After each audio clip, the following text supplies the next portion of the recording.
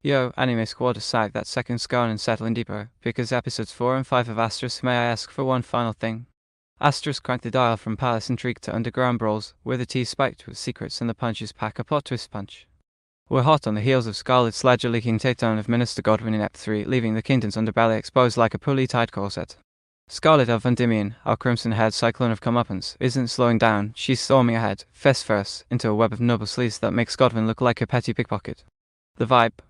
A heady cocktail of Asterisk Ocean's 11 Asterisk heist and high fantasy drag, blended with Asterisk Scott Pilgrim Asterisk rom-com chaos last thirsting, fights that fly, and just enough heart to keep you invested. Episode 4 drops us straight into the seedy underbelly with a ban or more like a bed, as Scarlet goes undercover at a clandestine black market auction, the kind where rare artifacts means enslaved demi-humans and cursed relics hawked like knockoff handbags. Teaming up with the enigmatic Zatharin, a brooding dragonkin warrior who scares Shimmer like he's allergic to subtlety, she's posing as a high roller buyer to sniff out the next thread in a corruption tapestry. Zatharin's no damsel, he's a tanking tattered finery, all gravelly growls and reluctant chivalry, grumbling, there's fast better end with blood, not bids. But unbeknownst to their shady escort, a weaselly noble named Lucius, reeking of bad cologne and worse motives, Scarlet's got back up Leonardo, the stoic knife from her growing posse, lurking in the shadows with a squad of soldiers primed for a raid. The auction halls a fever dream of opulence and obscenity, crystal chandeliers dripping over chained beastfolk, bidders leering like hyenas at the buffet. Big moments are up faster than popcorn in a bonfire, as bids soar for a feisty foxy girl named Nanoka, wide-eyed firecracker with a spirit that would make Scarlet jealous. Scarlet's cover cracks when a sleazy bidder recognizes her villainous mug. Chaos ensues, a whirlwind melee where Scarlet flips tables literally and unleashes combo strikes that blend sword flourishes with haymakers, sending goons tumbling like dominoes in drag. Zatharin joins the fray with dragon breath bursts that singe eyebrows kingdom-wide, while Leonardo's crew storms and light the cavalry at a costume party gone wrong. Amid the dust-up, Scarlet frees Nanoka, who reveals she's no helpless prize, she's a runaway informant with dirt on Terranez's miracles being demi-human blood rituals. Cue the gut punch, the auction's mastermind.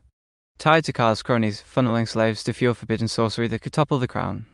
The air closes on a cliffhanger. High Scarlet, Zatharin, and a grateful Nanoka fleeing into the night, alliances forged in fisticuffs, with Julius the chessmaster prince dispatching a Ravengram, the board shifting. Play smart, sister in spite. Episode 5. Oh, a Asterisk ascends Asterisk from alleyway scraps to a full-blown nobleman beatdown extravaganza, like if Asterisk the Count of Monte Cristo Asterisk swap brooding for brawling. Scarlet's squad, now including the plucky Nanoka, her quick sharper than daggers, slavery. I'd rather shank a sane Tess and a begrudging Zatharin who's low-key smitten, calling her punches poetry and pain holes up in his safe house to decode Nanoka's intel. Turns out, the slave ring's just the tip of the iceberg. It's bankrolling a cabal of self-serving lords plotting to install Kyle as Poppykin via Terranez's Chant Divinity. Scarlet's not one for tea-time talks, though she crashes a lover soiree hosted by one of the ringleaders, Baron Donovan, a pompous peacock whose mustache twirls with every lie. Disguised in a gown that screams weaponized elegance, Scarlet infiltrates the gala, charming Reed, intimidating guests while Ryle and Finn provide comic backup. Finn accidentally topples a buffet, yelling, "For Lady Scarlet's honor," as scream pies fly. The powder keg ignites when Donovan toasts to pureblood supremacy, toasting over demi-human experiments. Scarlet snaps, ripping off her disguise and turning the ballroom into a bruised buffet. Key highlight, a one-on-one with Donovan's hulking bodyguard, a brute who laughs off her jabs until she channels her magic into a flurry of enchanted uppercuts, each landing with cartoonish asterisk, boings asterisk and sparks.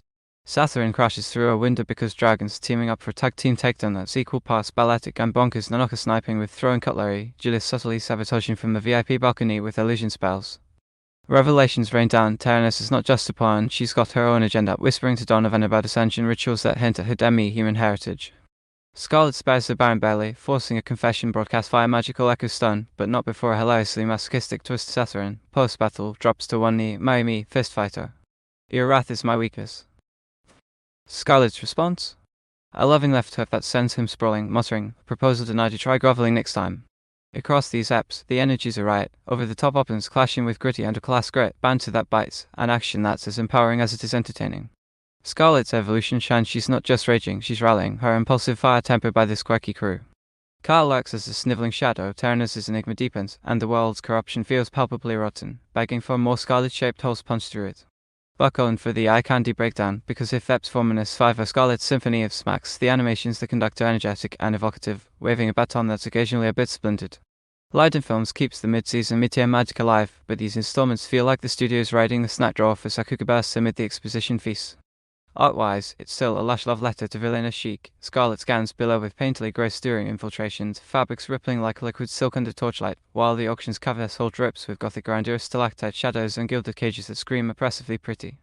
Character designs level up here. Nanoka's fox ears twitch with expressive flair, Taft's fluffing in panic or pluck, and Sathurin's draconic features horns curling like question marks, scales edged with tribal runes add a rugged fantasy flair that pops against the noble's powdered pallor. The palette shifts masterfully too from the auction's sickly greens and golds evoking bile and avarice to the galeless crimson and gold blaze mirroring Scarlet's boiling blood. Backgrounds remain a highlight, with the safe house's cozy clutter-scattered maps, flickering hearts grounding the chaos in tactile warmth. Ashen animation. Asterisk Cheskis on steroids asterisk. Ep 4's rage is a kinetic knockout. Scarlet's combos flow like water whip lashes, each impact rippling with dynamic lines and speed blow that make you feel the asterisk back asterisk. Sathurin's dragon roars manifests the swirling flame vortices, seamlessly blended 2D with subtle CGI that enhances with that jarring thin-controlled inferno, not budget volcano. Ep 5's Gala Melee. Pure popcorn perfection, multi-plane camera spins capturing the multi-character mayhem, Finn's pratfalls get exaggerated squash and stretch for laughs, while Scarlet's magical haymakers explode in starburst effects that linger like fireworks afterglow. It's got that satisfying asterisk weight asterisk, bodies crumple realistically, debris scatters with physics weapon ash. Gentle prod where it pinches, the dip in production bally's from the premiere bites harder here, with storyboarding and quieter alliance building scenes feeling rude, static wide shots of the safe house chats drag like a noble's monologue, lip sync minimal and expressions frozen in plot mode. Sathurin's proposal hook lands comically, but the recovery animation stutters, pulling you out of the giggle. And while fights shine, transitions between brawl and banter occasionally cut like amateur fan edits highlighting the uneven budget allocation. It's forgivable, the high source so high but a tap more consistency in those downtown details finer facial tics from Nanoka's sass say would elevate it from gorgeous in best to unmissable masterpiece. Still, it's visually voracious enough to devour weekly. Exhaling steam over our cafe con leche like we've just dodged the dragon's proposal ourselves. Episodes 4 and 5 have me asterisk all in asterisk on asterisk. May I ask for one final thing? Asterisk, this show's morphed from guilty pleasure guilty puncher to full-throated anthem for every underdog who's ever fantasized about flipping the script and a few faces. Scarlet's arc is intoxicating, her growth from solo avenger to squad mom with a mean right cross feels earned, laced with vulnerability that sneaks up like a backstab at that quiet moment with Nanoka sharing slave scars. Oof, hits the feels harder than her fists. The humor's honed sharper too, Sathurin's masochistic wooing is rom-com gold your bruises are badges of my affection, Finn's slobs keep the levity light, and every smackdown scored with a wink that says, catharsis, served up. Obsessed with? The world-weaving demi-human law adds delicious steps to the corruption critique, turning noble pettiness into systemic rot that's ripe for roasting. Nanoka's a standout addition, feisty foil to Scarlet Storm, her intel drops propel the plot without info dumps feeling forced. And there's budding bromance/romance teasers.